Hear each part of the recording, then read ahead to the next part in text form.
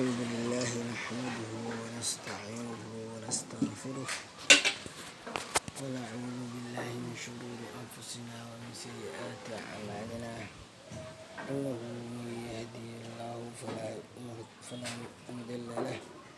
ومن يضلل فلا هادي له وأشهد أن لا إله إلا الله وحده لا شريك له وأن محمدا عبده ورسوله أما بعد إخواني في الله حافظ إن كان حضور صلاة علم أساس أنا ماله أتن رسولك عليه الصلاة والسلام أمري بلغوا عني ولو آية دارسي هل آية باهاتي أحاديث كسئين راعية علم ماله يعني قال لك أنا حبا أنا قال أن تتكى وأن فضلان وفائده si aan ugu baraarujino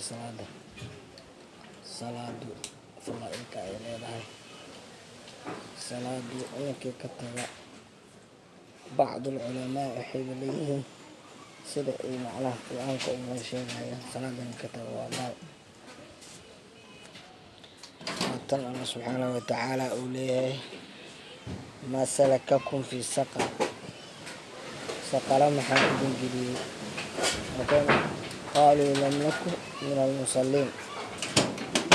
waxay leeyihiin kuwa tukada ma ahayn taas waxay ku cadaynaysaa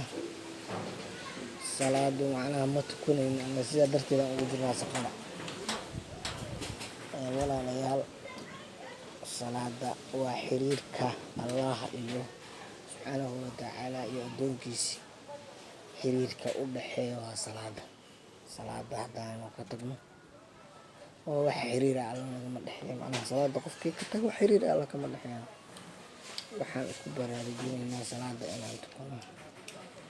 ilmahana aan farno iyo xaasaska inay salaada tukadaan yaa ayuha aladiina aamanuu quu anfusakum wa ahliikum naaran waa lay rasuulkiisa rumeeyey ahalkiina ka badbaadiya macnaa naarta waxaan ugu badbaadi karnaa salaadii awalan aan tukano salaada waa shay lagu farad yeelay من أهلكنا وأمر أهلك بالصلاة واصطبر عليها وطن الله سبحانه وتعالى وليه وأمر أهلك بالصلاة أهلك الصلاة أمر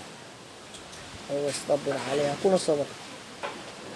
ها صلاة أهلك إن الله أمر لا أمر كذا الله واجب مركا نجا فريا إن أنا ونادى أسفر مر والبنا إن ونادى أسفر هذا وبالله التوفيق والسلام عليكم ورحمة الله وبركاته.